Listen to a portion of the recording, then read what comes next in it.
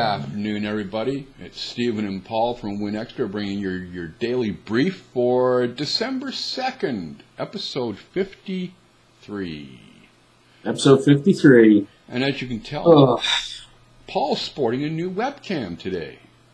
Yeah, hopefully the picture quality is a bit better. We're on my new Logitech high-definition webcam.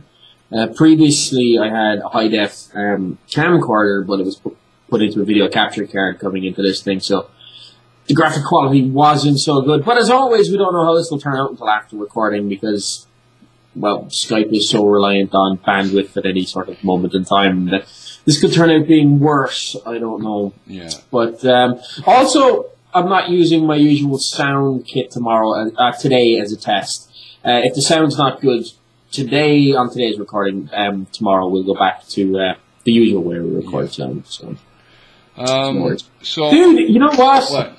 Seriously, I have to point it out. Look, I'm looking through this thing. This thing arrived in my mailbox today, okay? It is full of iPad and iPod accessories, and all I can think of is that people who buy iPads and iPods have got more money than brain cells. Well, duh. Okay? Because seriously, right? Who's going to pay $100 for a Bluetooth keyboard to turn your iPad into a netbook that you could have bought for, $250? But you know what? There's obviously people out there who will do that. And there's things in here as well, like, $300 for a projector for your iPod Touch or iPad that will project it onto the wall. $300 for a 60-inch display projector. I'm sorry, but you know what? Unless you intend to fill your iPad or your iPod's memory with like one well-encoded video, what you're projecting is going to be crap anyway. I mean, just don't get me started. I'm cranky today. And I decided to take it out on the iPod people because I mean, $80 to hook your iPad up to a bloody fake machine to make it play pinball? Come on! Seriously? $80, is there not something better you could do with your money? Like, send it to me? Or something? Oh, or, you know what? You think that $80 is bad? Try this one. $60 to make Hudson look like Lady Gaga and turn your iPad into a slot machine, the one-armed bandits.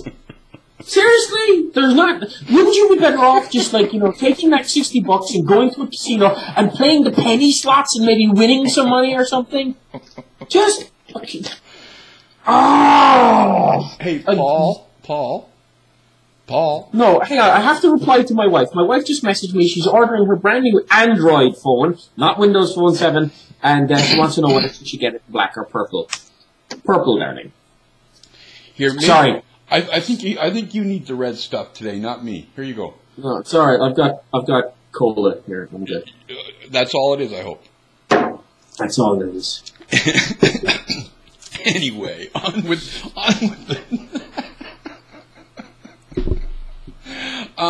Steve Clayton, who is also blogs at Geek in Disguise, is a Microsoft employee, announced today that he's going to be having a new post, or a new site, actually, that is being sent. It's actually a Microsoft blog called Next at Microsoft. And I've said in the past that I think Steve Clayton could be one of the best voices for Microsoft, and I just want to congratulate him personally. I don't know if he watches the show or not. Why not? But congrats, Steve. I think it's a well-deserved job. And I'm looking forward to seeing what comes out of Next at Microsoft over the long haul. Anyway. Yeah, we'll keep an eye on it, and we'll be subscribed to it. And, we both like Steve Clayton. We both like what he writes. I can't admit to having the same kind of man crush on Steve Clayton as Steven does, but, Hey. Congratulations, Steve. Anyway.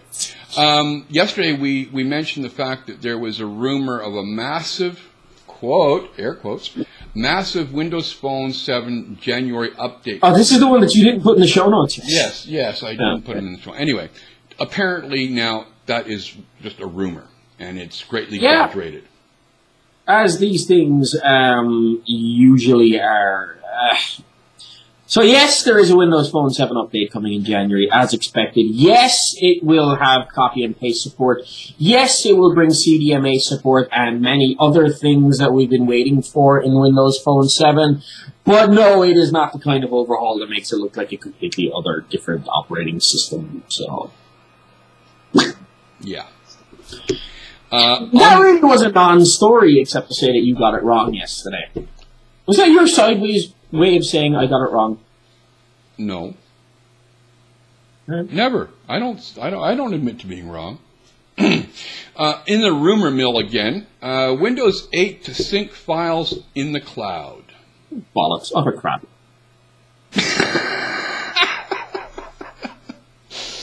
You think so?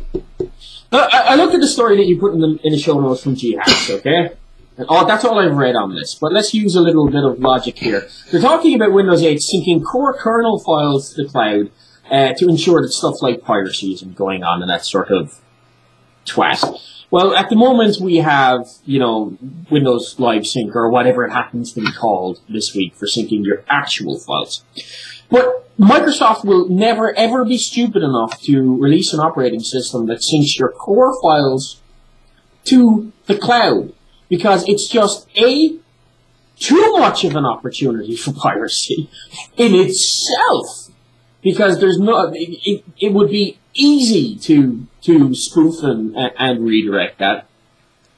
And B, it's going to happen potentially that unless Microsoft can solve the problem where you're in an airport and your files are in the middle of syncing and halfway through syncing, some important core file, your airport connection drops and it screws up your Windows. No, Windows will not take that route. Not Windows 8. Not a whole. The cloud itself is not ubiquitous enough to allow that to happen. And no. And the thing is, I agree totally with you. I don't see it being a smart move to go. I really don't. No. Not at this point. It's a smart move if you live in the fantasy tech world that half of these pundits live in. Yeah.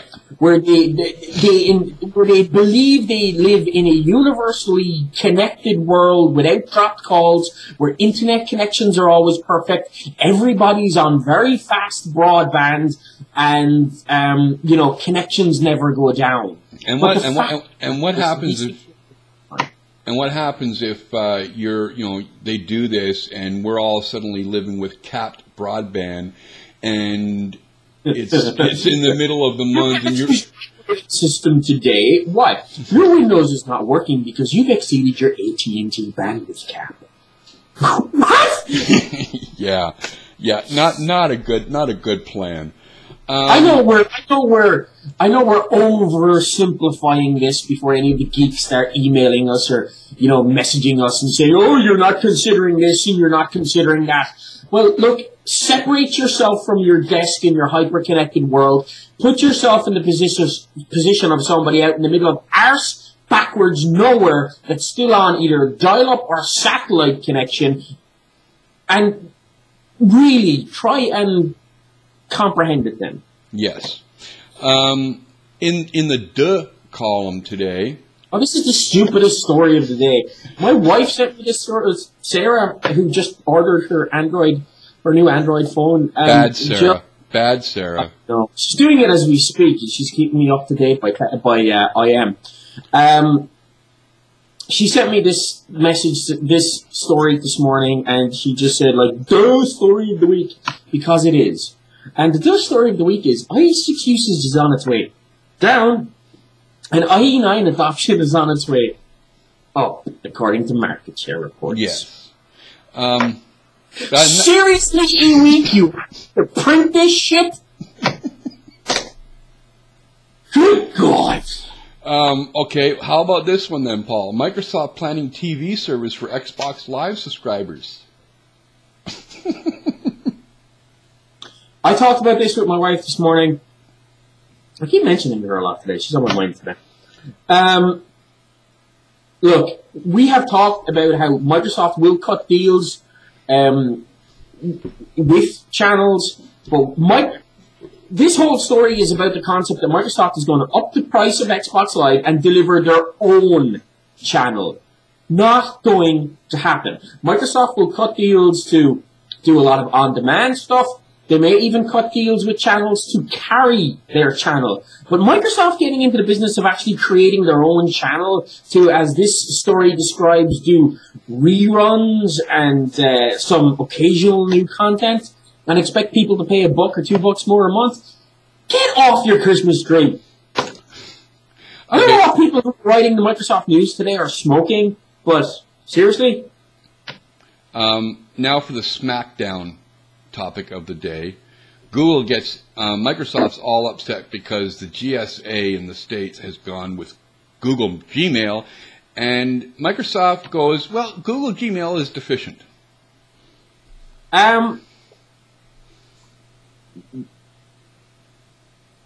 Who wrote this? This comes out of Information Week, but I've seen it all over the place. No, but who actually wrote the Microsoft statement? Tom Rizzo, Microsoft Senior Director of Online Services. Tom Rizzo, I Shut the hell up. hope you wake up tomorrow morning to a pink slip. You are a large corporation, and you shouldn't be whining like this. That's my job. Yes. I'm the one that does the whining and the giving out. You are supposed to take your lumps and move on. Yep. Learn from it, but do not come around and start bitch-slapping your competition in public like a spoiled, whiny little girl. Alright? Just get over it and move on. It is not becoming of a company the size of Microsoft. Yeah, I agree with you on that. And especially not over only something that is only dealing with 15,000 employees. That's a drop in the piss bucket for Microsoft. yes.